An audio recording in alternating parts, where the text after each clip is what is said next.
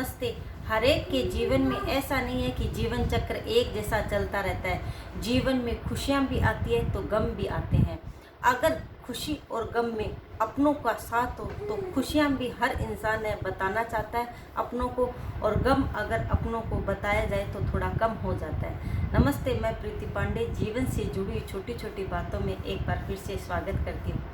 जीवन ऐसा नहीं है कि हमेशा हर इंसान का जीवन है वो एक जैसा है, पूरा जीवन एक जैसा चलता ही रहता है। इस जीवन में खुशियाँ भी मिलती है हमें और गम भी है मिलते हैं, पर होता यूँ है कि अगर खुशियाँ हमें जब कभी मिलती है और अपने पास में न हो तो हम जल्दी से, जब कभी हर एक इंसान को ऐसा है कि जब कभी खुशी हमें मिलती है तो हम जल्दी से अपनों को खुशी बताना चाहते हैं, और जब कभी हमें गम हो यानी कि दुख आ जाए, परेशानियाँ हो तो अगर अपने सुनने वाले हो तो थोड़ा मन भी हल्का हो जाता है। यानी कि खुशी और गम में अगर अपनों का साथ मिले हमें तो हमें है मतलब गम कम हो जाता है और खुशियाँ हैं वो बांटने से अच्छा भी लगता है।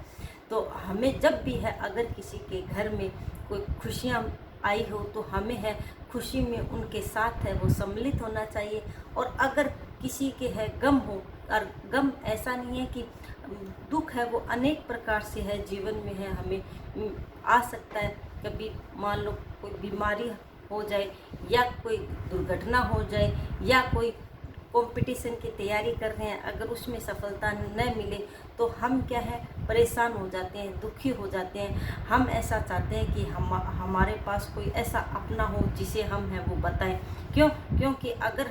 हम हैं, अगर मन की बात है और दुखी हो रहे हैं, परेशान हो रहे हैं, अगर अपने पास हो तो उसको बता दे तो कहीं ना कहीं है वो मन भी हल्का हो जाता है और अपना थोड़ा दिमाग में जो बात है वो भी दिमाग से निकल जाती है। कभी ऐसे होता ही है कि जब हम परेशान हो जाते हैं, बहुत ज़्यादा चिंता में होते हैं,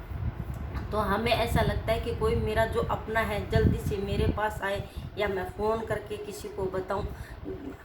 क्योंकि बताने से है क्या है मन भी हल्का हो जाता है, हम लोग सुनते हैं और दिमाग में अगर कोई एक बात है वो दिमाग में अगर घूम रही है तो वो भी है वो निकल जाती है। खुशी और गम में अपनों का साथ होना बहुत ज़रूरी है। खुशियाँ हैं जो ऐसे ही है, जब कभी हमें खुशी मिलती है और अपने नहीं हो,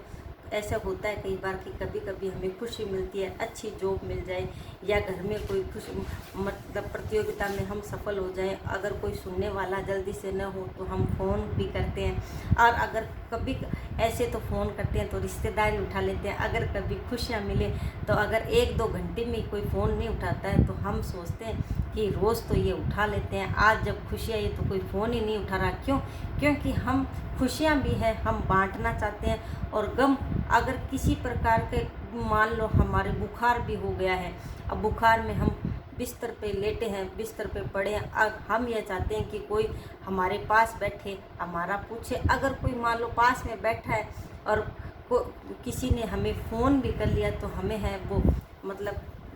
गम में है, हम मतलब परेशान हो रहे हैं, बुखार हमारा उतरा नहीं है। अगर कोई पूछ लेता है या हमारा कोई घर में रिश्तेदार पूछने आता है तो हमें ऐसा लगता है कि हाँ कोई मुझे पूछने वाला तो है। यानी कि खुशी और गम के अनेक तरह से है, खुशियाँ भी हमें जीवन में मिलती है और परेशानियाँ वो भी है जीवन में। ऐसे नहीं है कि परेशानियाँ हैं हमें आती ही नहीं है, परेशानियाँ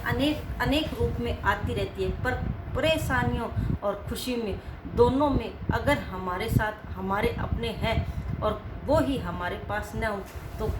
कहीं ना कहीं है हमें है खुशियों में भी अगर कोई न हो तो हमारा क्या मन करता है जब कभी खुशी हो कि जल्दी से मैं किसी को बताऊं, और कोई न हो तो मतलब है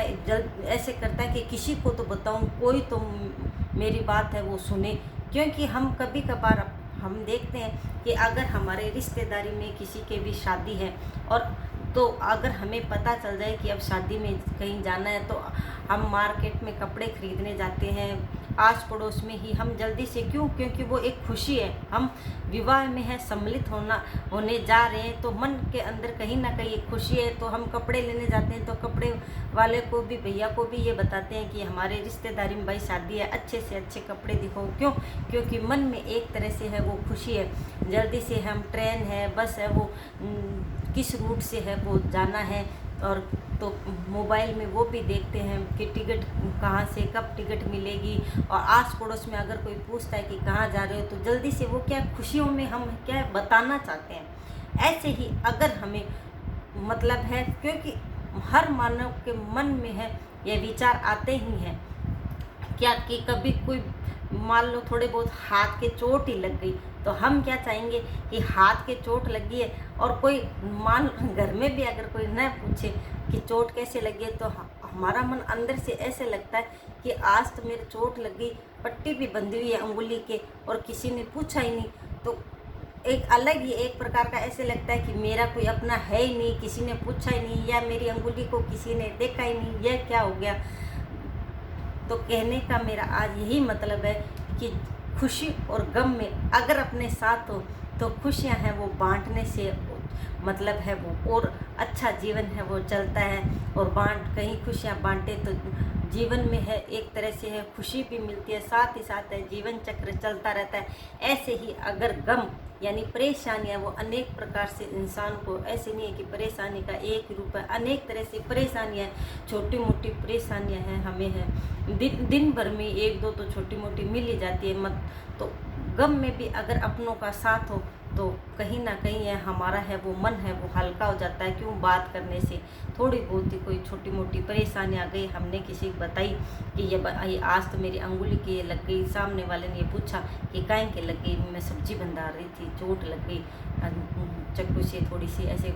तो क्या है वो हमने किसी को बता दिया, यानी कि कम हो गया, हमारा दर्द भी कम हो गया। और हमें है कहीं ना कहीं ऐसा लगा कि कोई मुझे पूछने वाला तो है। और अगर अंगुली के चोट लगी है थोड़ी सी और किसी ने पूछा ही नहीं, पट्टी बंधी हुई है, ये मैंने छोटा सा उदाहरण बताया आपको, तो ऐसे लगता है कि अरे